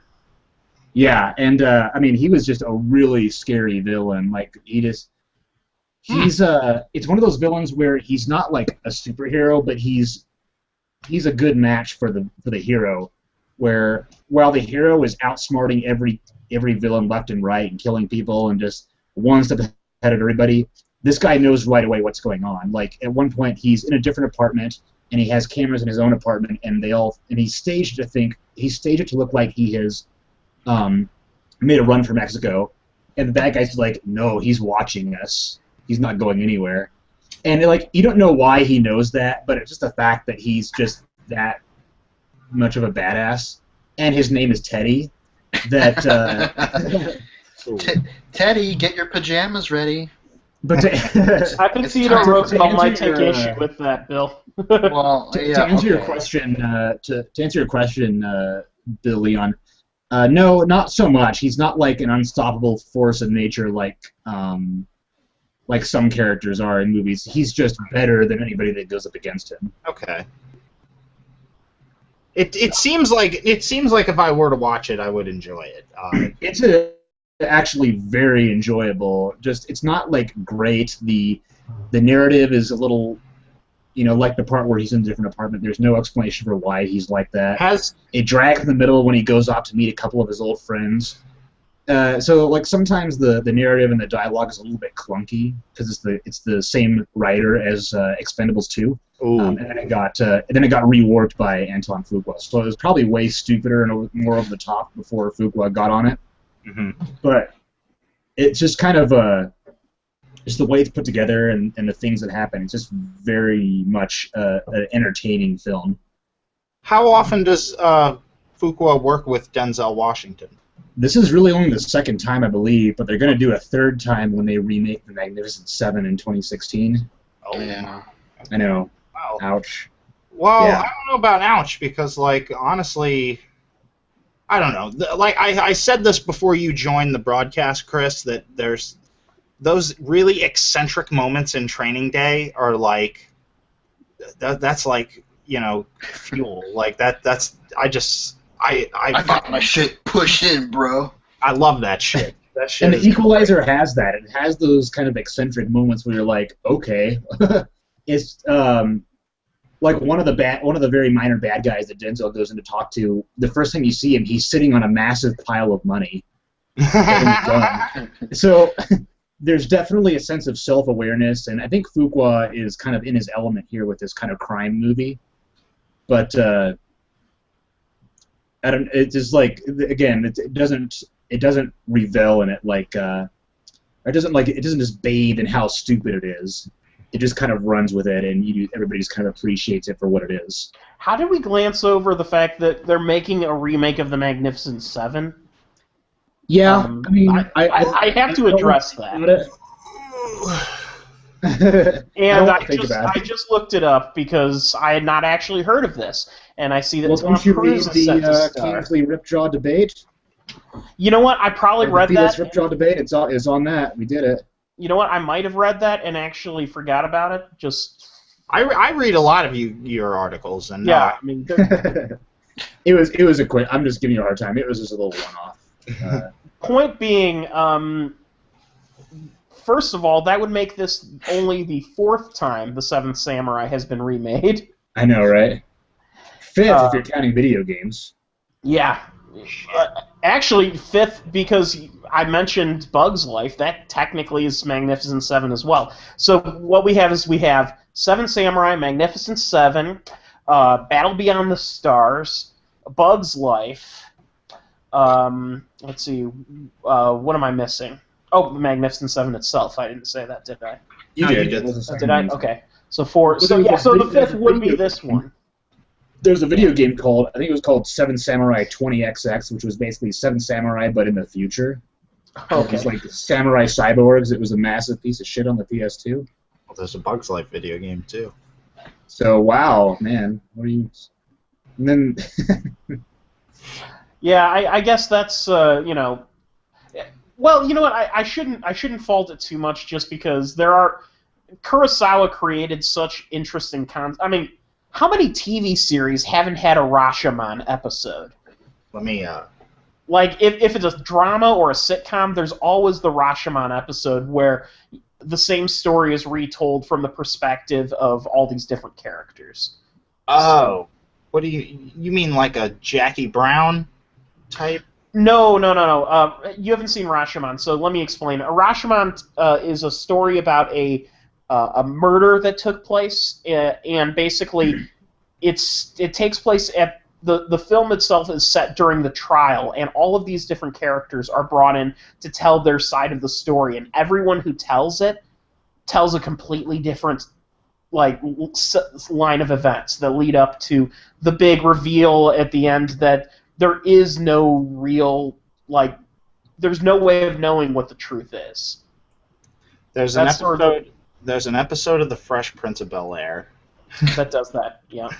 Where, yeah, they do that, but I forget whose side of the story it is.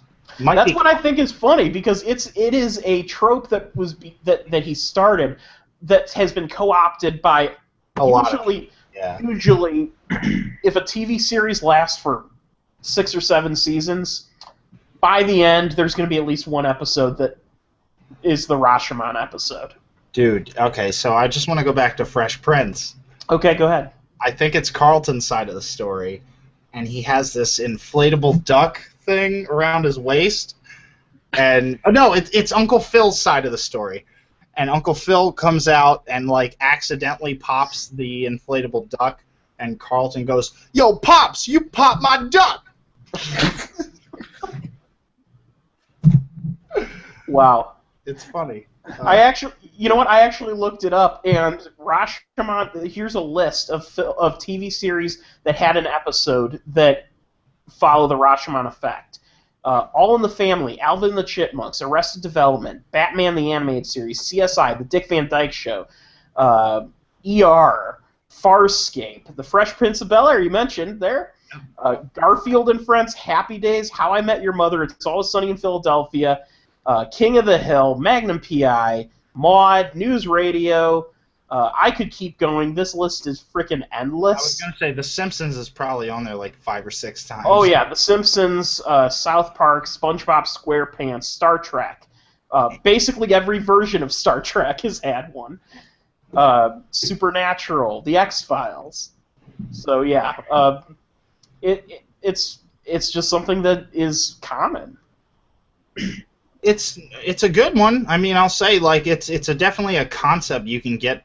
I mean, if you have your own setting and tone and your set of characters that are doing, if you do your own thing with it, basically, is what I'm trying to say. Well, it's a template that's very easy to interpret into any kind of story, because you have your set characters, and each of them has their own biases that they might carry into it. And so they all tell their own different aspect. And well, I don't know. The Rashomon is I know there's a billion shows now that did it, but I feel like Always Sunny is kind of a tenuous, tenuous assignment to that effect, because kind of the crux of that show's humor in many episodes is how every character has a different retelling of how something happened. Mm-hmm. I was like, no, dude, this guy was totally a spider, and he fucked this girl, and they're like, no, that's not it at all. I spilled milk on him, and then it's like, they kind of like, several episodes just use that whole thing as, and maybe that's just kind of like that's kind of like that's the joke. Mm-hmm. Like the Halloween episode, when the episode, I think it's called Who Got Dee Pregnant, where Dee comes in and she's pregnant, and the whole episode is them trying to figure out who banged her, and then they eventually figure out that it was Dennis, her brother, and then somebody else is like, no, we're just fucking with you, it was this guy. And just so you know, it's that episode that this list I see is citing. Yeah, they also put on Who Pooped the Bed. Well, this list doesn't say that, but it's a Wikipedia list, so you know, that's okay. Yeah, or there's an episode called Who Pooped the Bed where Frank and Charlie wake up and somebody shit in the bed, and so the whole episode is like this Clue style episode where they're trying to figure out, like, through different clues, like who might have pooped, whether it was like somebody pooped earlier and like put it in the bed to like frame somebody. It's just as soon as you mentioned that Rashomon, I realized that Always Sunny uses that as a comedy device fairly often. Right, which is funny because Rashomon does not use it for comedy. It's a dark movie. Yeah. But a fantastic one. If you've never seen it, it's probably top 3 best Kurosawa films. So, anyway, with that said, next on our list that we were going to discuss is Inherent Vice, the trailer which has recently come out. I have not watched this trailer. Nor have I. Yeah. So I know Ken has a thing about seeing trailers outside of the theater. I do have a thing about a thing about seeing trailers. But for the purposes of this broadcast, I'll gladly watch it. Okay. Bill Arsno, have you seen it? Me and Bill? Okay, no, we're good now. None of you have seen it? No, We I've have seen not it. seen it. I've No, seen Bill has seen it. Bill shared it on Facebook. What do you think, Bill? I loved it. It had a great tempo to it. Yeah, I'm really, really excited. Like, I think this is blasted ahead of everything else on my list this year for being my most anticipated movie. Well, before we play the trailer, then, I just want to say, first off, what was it, 2012, late 2012, the trailers for The Master really captured my interest, especially since you may know at this point that I have a sort of lean towards Scientology. I have like a fixation on Scientology. So The Master really captured my interest in that respect. But then I watched the movie, and it's not really so much about that. It's more like Joaquin Phoenix's character, and this is the second collaboration between Paul Thomas Anderson and Joaquin Phoenix. So I've been excited about this since I heard about it. Basically, I've known that this was in development. Mm-hmm. But right. If everybody has the app pulled up. I say, no, I don't. Let's see here. I say once we're ready to go. Right. Yeah, let's do it. All right. So who's gonna hit play? Because if we all hit it at the same time, it'll just keep pausing itself. I will hit play. Be sure right. to unmute yourself. Okay.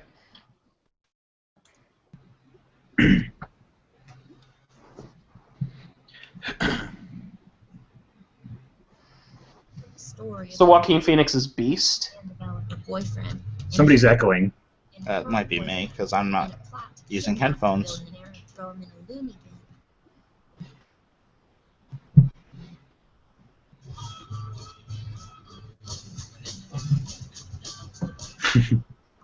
Oh, shit.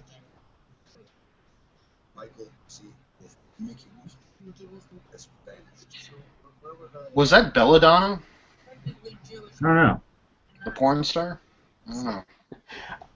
I've heard the name, but I do not know her by sight. So what have you been watching, Bill? Gee, can you guess, Ken? I've heard her name, so I can say yes, I do. Pardon? Ordinarily, we're the ones asking the questions. Question, wrong answer. Is it possible that P.T. Anderson's doing a comedy? Yeah, he is.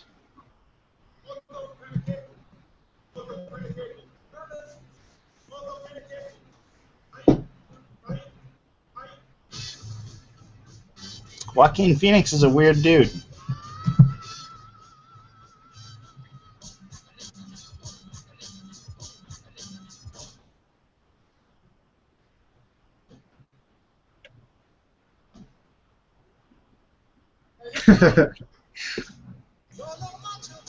Sam Cooke is my shit.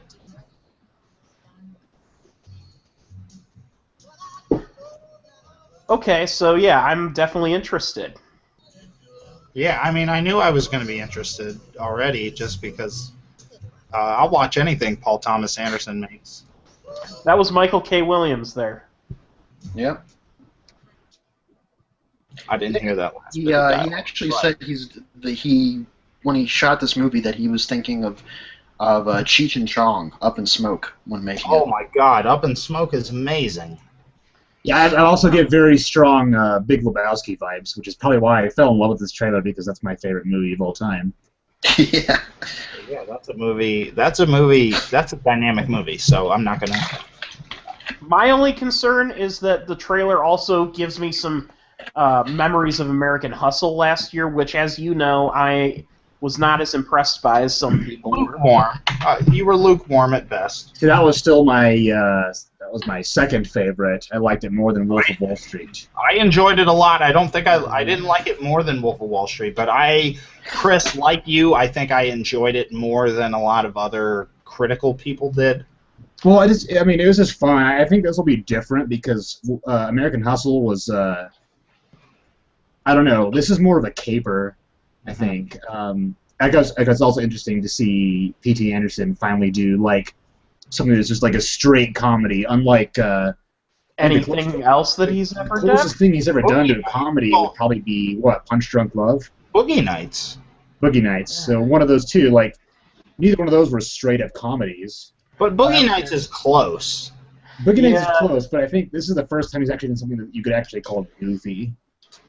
We don't know. This will get heavy. I bet. Like this will. It probably will. Yeah. I mean, I'm very curious to pick up the novel that it's based on and see what that is. Okay, cool. You should see the movie first. The best advice my father ever gave me was see the movie before the book, because the book will. Well, then how can I talk about how heavy the movie's going to get? Read it afterwards, man. Well, then I can talk about how dark As the a movie as a got, mo- not how hard it's hold going on, to hold on. get. As a movie fan, I actually agree with Bill on this simply because inevitably, if you read a book, it puts a different image into your head. Well, If you consider read the yourself a book. movie I said fan I'm going to first, pick up the book. right? Well, I'm going to okay. pick up the book, and read the last third, be like, okay, well, that got heavy. I'd be like, nope, it's still funny. And I'll tell you guys, like, yeah, guys, it's funny. Didn't get heavy at all. See, it sounds to me like you're wasting your money on a book if you're only going to read a third of it. I mean, okay, let's just let's just look at this for a second. I'm going to go on to Amazon.com, and I'm going to look at this book. Okay. Book. I'm just gonna go. I'm very curious what you're trying to accomplish here. I'm going to tell you how much this is going to waste of my money. Oh, okay. Mr. Pennybags. I'm not Mr. Pennybags. I'm trying to prove a point where you're like, it's going to waste your money, Chris. Money when you get the book first. No. $8.65. Okay. So whatever. I'll skip a trip to Wendy's and I'll read this fucking book. I'll go hungry for a day, for a lunch. I'll skip lunch and I'll read this fucking thing. Fair enough. Fair enough. That's all right. you're willing to make. And that's All new. right, Hawk. That's new. That was not my point. It's though. more to be used. It costs more when it's used. My point is, buy the book, hold on to it, see the movie, and then read the book. Then Okay. read the third act of the book. And I would say, to me, it's a toss-up. If you consider yourself a fan of books first before movies, then read the book first. If you're a fan of movies first, see the movie first, because you don't want to ruin your favorite thing Right. I is mean, my to be point. honest with you, I do agree. Like, I did see the Maze Runner movie before I read the book, and I probably read the book too. But I feel like, based on what the movie seemed to have changed in the ending, it's not a lot. But I probably, had I gotten fixated on the ending of the Maze Runner book, I probably would have been mildly disappointed by the ending of the movie because it does over-explain and under-explain certain other things. But that's neither here nor there. I think the original point was me reading the book to tell you guys if it got heavy towards the end of the movie. But Okay. I think it'll get dark, but only in the way that something like, what's in the movie that was like started out as like a caper and then kind of got a little darker towards the end, but all in good fun still. Big Lebowski, even. I mean, like that kind of has some darkness, you know. It does, but Burn After Reading?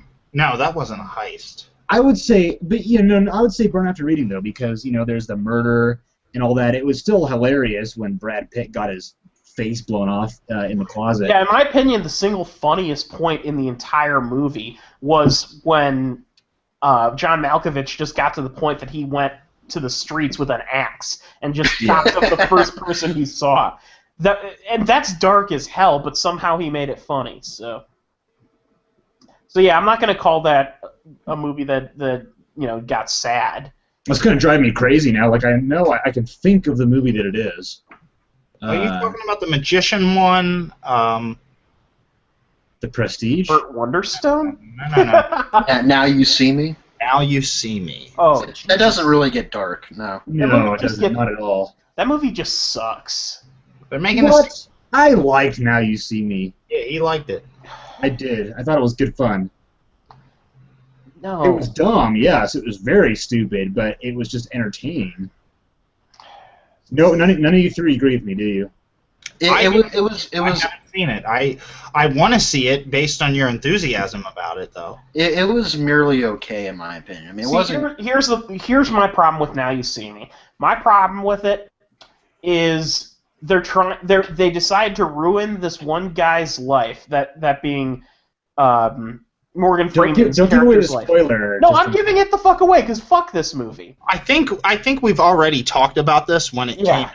They've decided to ruin his life and everything that he's built because he gives away secrets for magicians. And here's the thing. They prove in this movie, they basically prove that magic is real in this movie. That's kind of what they set out to prove. And so, if magic is real, how is a person debunking fake magicians hurting anything? Well, I think you got the movie wrong, Ken, because I don't think they proved that magic is real in that movie whatsoever. I think the main character guy is just a good magician. I guess what I'll say is that I'm a really huge fan of these cat and mouse movies. So, it wasn't really good. It wasn't really good by cat and mouse standards, but it wasn't bad. It wasn't like horrible.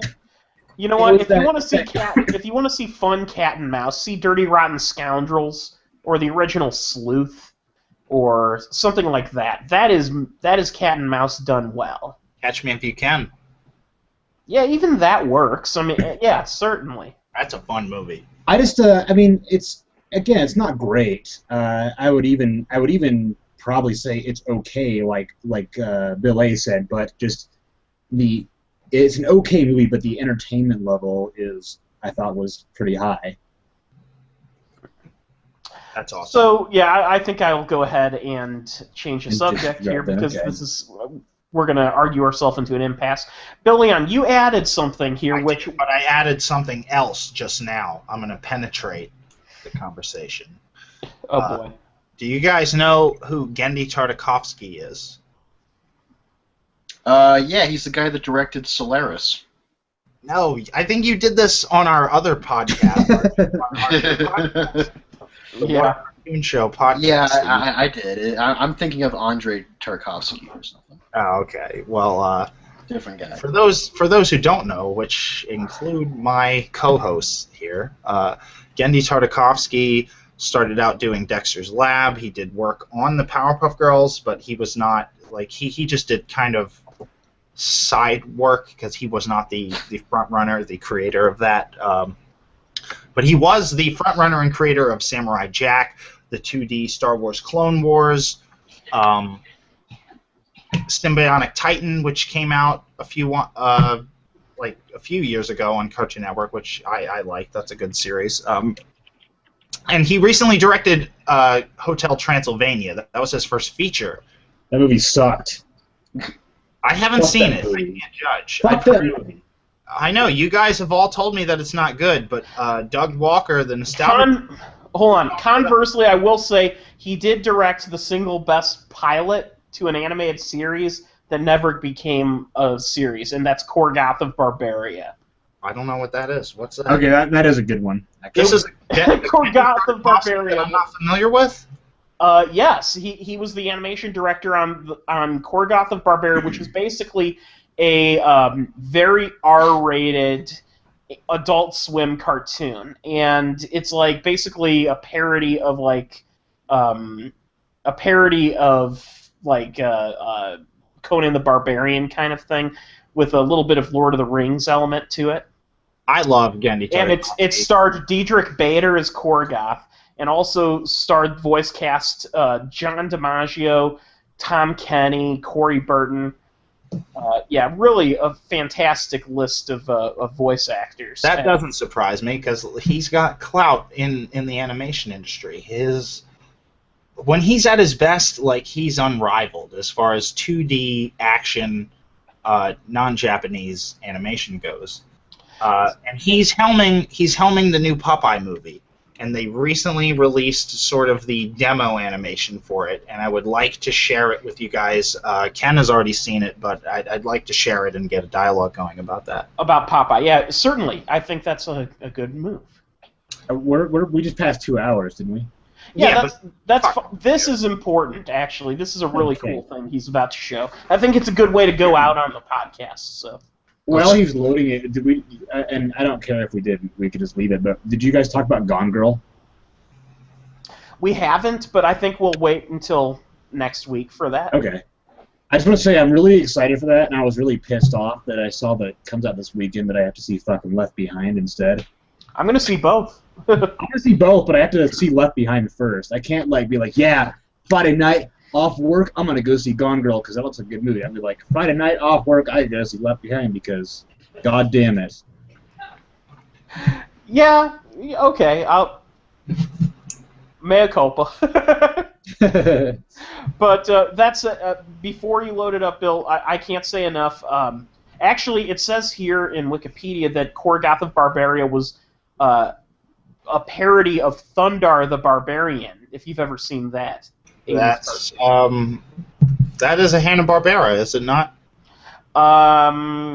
It says Ruby Spears Productions. I'm not familiar with that. I must be thinking of Herculoids and that whole thing. Oh, you know what? They started out at Hanna-Barbera, so the style is similar.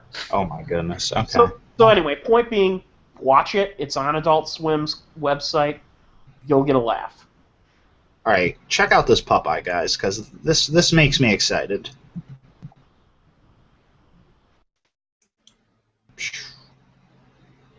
Well, this is the whole video. I need to skip ahead here to where the actual animation begins.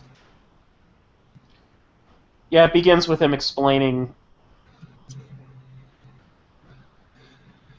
Do do do do do do do. So is this going to be an animated film? Yeah, this is the animation test.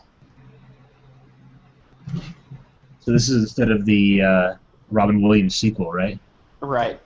Okay. I believe that's Tom Kenny as Popeye. Ken having mentioned like Tom Kenny.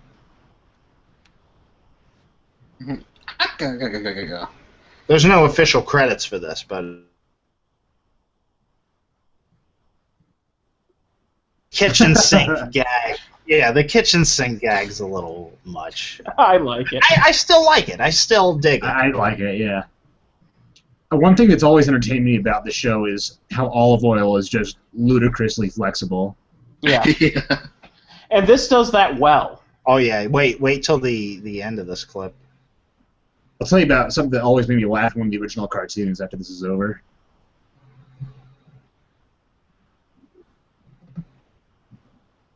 That's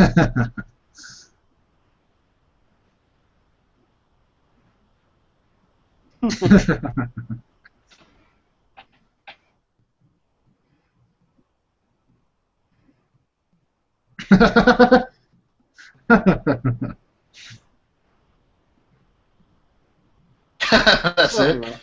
Yeah, that's just a demo they did to kind of that's sort of their pitch to Sony. Right. That's their test to try to get people interested in and to fund the movie, basically. Oh, okay. And I think, honestly, that it works very well. I think it's unlike, for instance, the movie that we already said that we freaking hated, which is, Hotel Transylvania. I think the animation style fits Popeye very well. Mm-hmm. I didn't think that animation style worked very well with, Dracula. The whole beginning of this video is Genndy Tartakovsky himself kind of justifying why he is doing this, and that is just because Popeye is such an icon of animation, and it's something he grew up with and was very inspired by. Mm-hmm. And it comes through in that demonstration where it's you can tell, like Chris said, how olive oil is very flexible. They wanted to take advantage of that. A few kind of nitpicks that I have with it is that why Popeye doesn't have a pipe is beyond me. Smoking. Yeah, but still, Ken made a very good point to me where he said he could have bubbles coming out of the pipe, and that would be fucking fine. Like Popeye with a pipe sticking out of his mouth, that's part of why his speech impediment is the way it is because he always has a pipe in his mouth, Mm-hmm. Did you guys see the the Family Guy cutaway with Popeye? Where the doctor's talking to him, and he's like, "You had a major stroke 2 years ago. That's why you talk like that. You also have massive tumors in both your arms. Like, really, it's kind of a medical miracle that you're still alive right now." And so one of the things that always made me laugh, and there's a really old one. I can't remember what the actual episode was, but it was this Vizier steals a genie's lamp and uses it to control the kingdom for a while. And at one point, Olive Oil is in one of those wooden torture things where it holds your medieval things where it holds your arms and your head in there. Mm-hmm. And she's like screaming, and she like pops her arms out and is like waving, and like, "Ah, Popeye!" It's just funny. She like her arms are held in, but then she just slides them right out and waves them around like these 5-foot-long arms, like those streamers at the car dealerships. And I don't know. That's probably like one of the funniest running jokes for me in that show is Olive Oil, even though she's annoying. Yeah.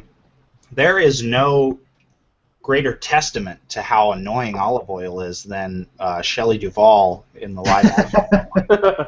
Yes, but it's kind of a little bit unfair because Shelley Duvall is annoying in everything she was in. That's true, but I mean that really sealed the deal. Like, as annoying as Olive is in the cartoons, like I'll take that over Shelley Duvall any fucking day of the week. That's true. Yeah. Well, Shelley Duvall, I don't know what it is about her, but something has always stuck in my craw, like, just frustratingly obnoxious. Yeah. And I don't know why, because I feel like I should, I mean, she is Robert Duvall's daughter, isn't she? If I'm not mistaken. I'm looking that up right now. He needs me, he needs me, he needs me. Speaking of which, Punch Drunk Love, fuck you for using that song, because that song is terrible. You know what? I guess I'm wrong. I just looked it up. No, it's Bobby Ruth and Robert. Oh, yeah, Robert Duvall was Robert Duvall, the lawyer, not the actor. The lawyer? So, what the fuck? So that's how I got confused. She was actually the daughter of a Robert Duvall, just not the Robert Duvall. Right. I mean, Stanley Kubrick hated her. Oh my God! Like at The Shining, he was on her case 24/7, being a total dick to her because he just thought she was so annoying. Yeah, apparently he went out of his way to, like, she apparently would complain about his multiple use of takes, like the fact that he would keep redoing takes, and apparently he upped his quota and shot even more takes just to piss her off. Yeah. And that's wasn't it Kubrick who said never work with children or animals? Yeah. I think he, after The Shining, amended that to children, animals, or Shelley Duvall. I think you're right, yes. I think that is actually literally a quote that he said as well. He did not like her at all, and that's part of why she looks so stressed out in the movies, not just because she's a good actress. It's because she was legitimately angry. Because, Stanley Kubrick was literally making her life miserable and being, like just getting on her case 24/7. Mm-hmm. Which, kind of a dick of him, but... Well, I just pulled up an IMDb. He picked on her more than anything else. He'd lose his temper, wasting everybody's time. But she said that Shelley thinks that he did that just to get a good performance out of her. Mm. I'm not so sure I'm convinced. I'm pretty sure Stanley Kubrick was kind of a dick. A little bit of both columns, I'm guessing. Probably. Mm-hmm. So with that said, we'll go ahead and close up this evening's Pubcast until next week, when we'll have plenty of new things to discuss, particularly, I'm sure, Left Behind and Gone Girl, of course. All right. Okay. All right. All right. Night, everybody. Okay.